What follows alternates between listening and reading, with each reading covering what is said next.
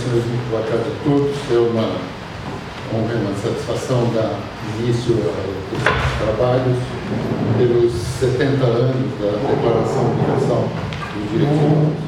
Além do público presente, também todas as intervenções de hoje estão sendo postadas em tempo real e pela página do GEPIM no site da Universidade de São Paulo.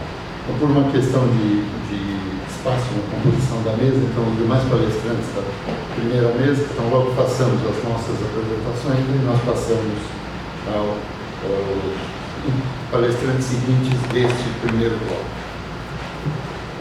Como diz Kant no seu ensaio sobre a doutrina da virtude, a humanidade em si é uma dignidade, pois o homem não pode ser tratado pelo homem como um simples meio, mas deve ser sempre tratado ao mesmo tempo como fim, e é precisamente nisso que consiste a dignidade.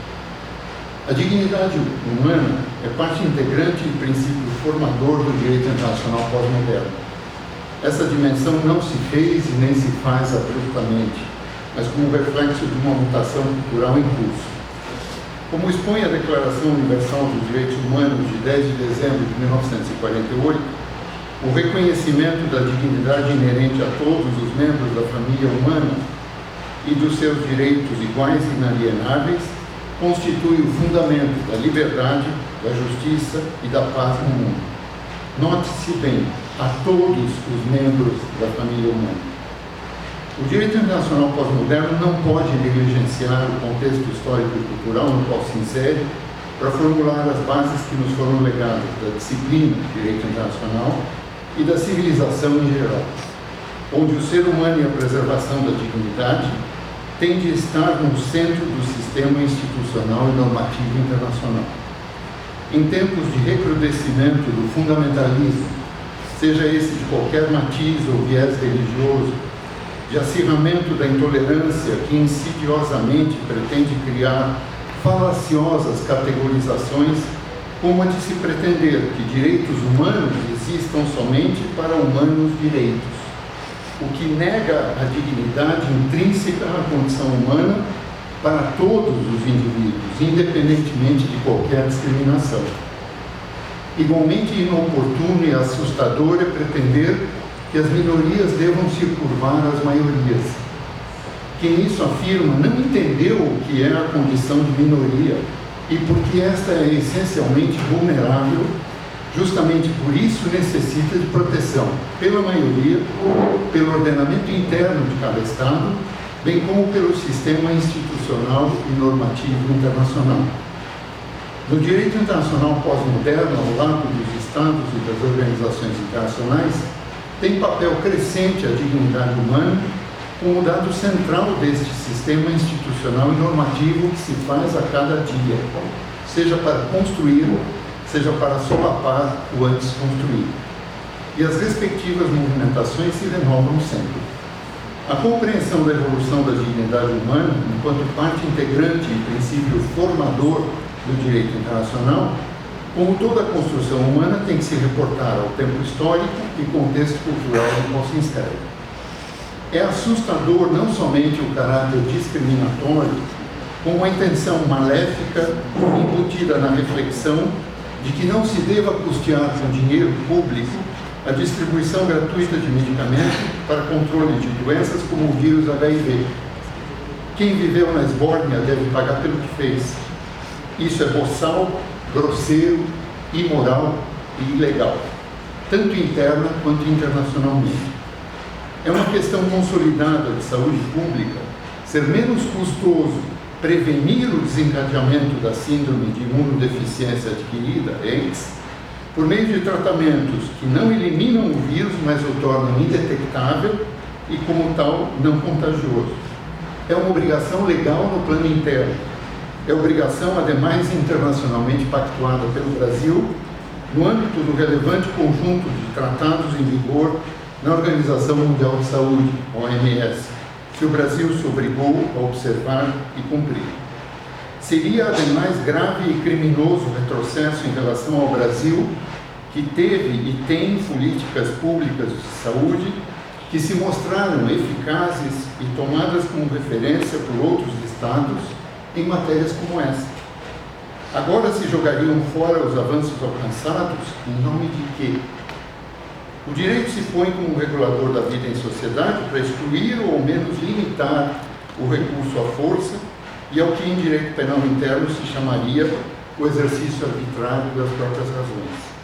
Mas esses pendores primitivos se fazem presentes e atuantes nas ordens internas e de modo recorrente no contexto internacional. A escolha tem que ser feita de maneira clara, seja para enfatizar a confrontação, seja para enfatizar a possibilidade de construção e operação de estruturas internacionalmente válidas e eficazes para a regulação do sistema internacional. Na construção do direito internacional, caberá determinar a base conceitual sobre a qual esse tem de ser estruturado.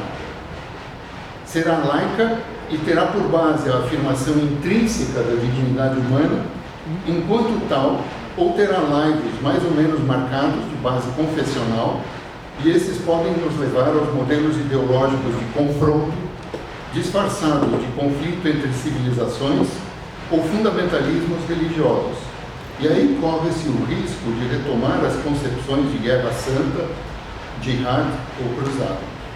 Nunca em tempo algum, em qualquer civilização, deu certo misturar religião e política, o que ademais contraria a clara lição de Cristo no sentido de dar a César o que é de César e a Deus o que é de Deus. Não pode ser mais cristalinamente claro o ensinamento. Questão central se põe no sentido de precisar em qual sentido devem ser concebidos e aplicados valores e princípios no direito internacional pós-moderno. Qual possa e deva ser o papel destes nesse ordenamento marcadamente interestatal e internacional, porquanto se constrói, em considerável medida, por meio de consentimento entre os seus sujeitos e se põe a sua normatividade na medida em que o aceite seus destinatários. A conclusão é clara. Na medida em que ainda se está em meio à tarefa, pode ser cedo para poder determinar quais poderão ser seus resultados. Não por isso a reflexão deve ser afastada ou dispensada como menos necessária. Há que determinar o modelo institucional e normativo internacional para o tempo presente e para o que vem a seguir. As necessidades existem e estão colocadas. A lição do direito internacional mostra que é possível regular relações interestatais por normas com um mínimo de consistência na interpretação das regras e na aplicação de procedimentos. Estipula o direito internacional um conjunto de princípios.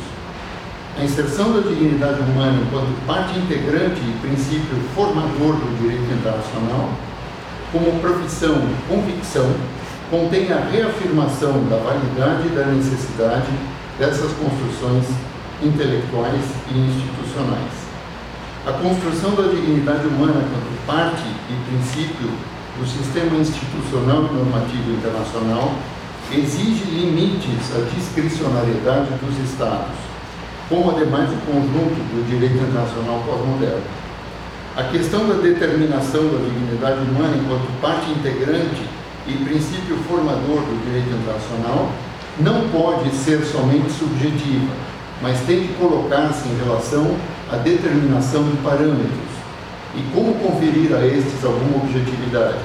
A quem competirá determinar? A determinação do patamar institucional e do normativo internacional, bom e justo, não pode ser somente decorrente de manifestação do sujeito que formula o enunciado. Não pode ser o capricho do partido que se encontre atualmente no governo deste ou daquele Estado. Tem de haver algo mais. Isso pode parecer óbvio, mas nem por isso se torna menos complexo. A inserção da dignidade humana no direito internacional representou uma mutação essencial do caráter e conjunto deste. A partir do direito internacional clássico, estritamente interestatal, se agregou uma dimensão de proteção dos direitos fundamentais. Essa mutação foi simultaneamente relevante e irreversível. Mas não obstante a importância desta, a partir da aceitação progressivamente generalizada todavia não universalmente aceita de modo uniforme, cumpre assegurar seja efetivada na prática. Neste ponto nos encontramos. Aceita como ideia motriz, a dignidade humana passa a integrar o direito internacional pós-moderno, mas ainda se terá de traduzir na efetividade deste acolhimento e da proteção. O progresso alcançado no curso das últimas décadas é relevante, mas a tarefa não se encontra ainda plenamente realizada. Como adverte a Declaração Universal, o desconhecimento e o desprezo dos direitos do homem conduziram a atos de barbárie que revoltam a consciência da humanidade. Estejamos conscientes que isso, infelizmente, pode ainda se repetir.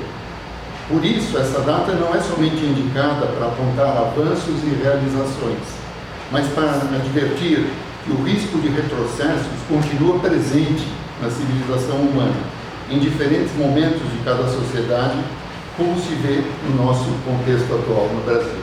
Muito obrigado.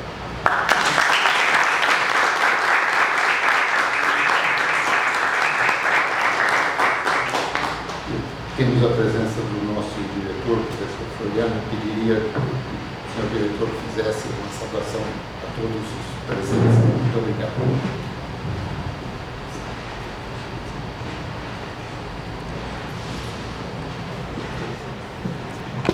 Bom, boa tarde a todos. Eu faço aqui a minha saudação em nome da faculdade, uma saudação do professor Casella, em especial pela organização e todos os professores do Departamento de Direito Internacional, e também para dizer que este evento e a efeméride da comemoração do aniversário da Declaração dos Direitos do Homem vem num momento, nós sabemos, em que mais do que nunca essa declaração assume um papel de importância. Portanto, nos faz aqui não só discutir academicamente a importância, o impacto, como agora nos fez ver o professor Casella, mas discutir também o desafio dos direitos